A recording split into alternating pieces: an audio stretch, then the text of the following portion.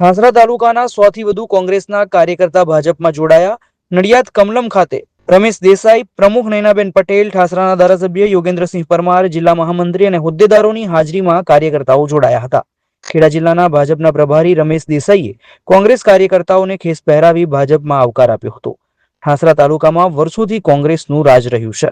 જનતા પાર્ટીમાં ભારત માતાની જય એ ખૂબ મહત્વનું છે અને આપણા મગજમાં અને આજથી તમે પરંપરાગત રીતે ભારતીય જનતા પાર્ટીમાં જોડાયા ત્યારે જુસ્સા ચાલતી હતી.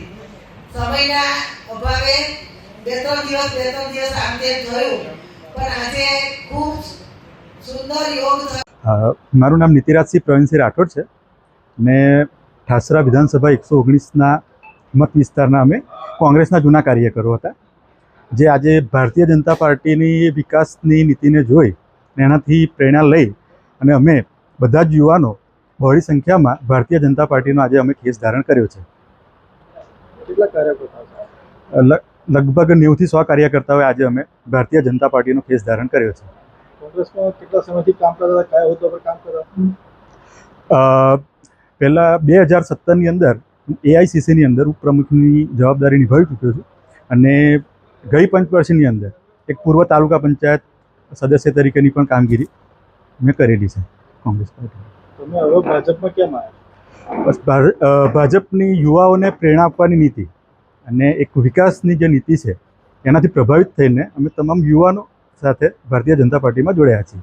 આજે ખેડા જિલ્લાના ઠાસરા વિધાનસભામાંથી 100 થી વધુ કાર્યકર્તાઓ ભારતીય જનતા પાર્ટીમાં જોડાયા છે.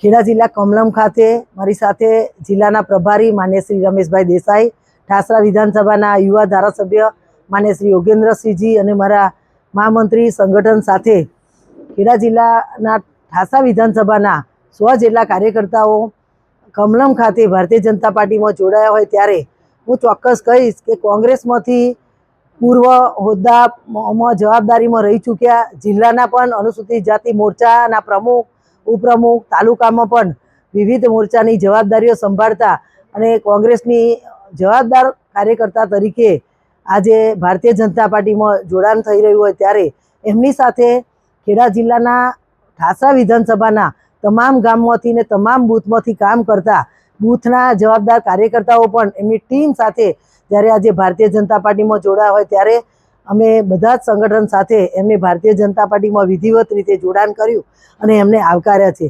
આવનારા સમયમાં 27ની વિધાનસભાની ચૂંટણીમાં ઠાસરા વિધાનસભામાં ખૂબ સારી બહુમતી અને ખૂબ સારા સહયોગથી અમે ઠાસરા વિધાનસભાની ચૂંટણી જીતીશું એવો મને વિશ્વાસ છે.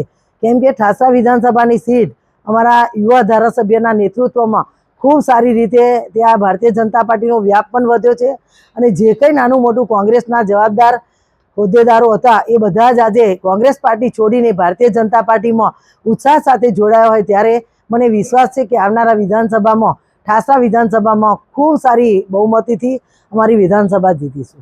My school is one such future-ready school where I understand each and every concept taught in the class and don't rote learn, where teachers don't just use books and blackboard to teach but use new ways of teaching and learning like audiovisual learning, activity-based learning and group activities, which enhances my conceptual understanding. My school also teaches coding, which is an important 21st century skill.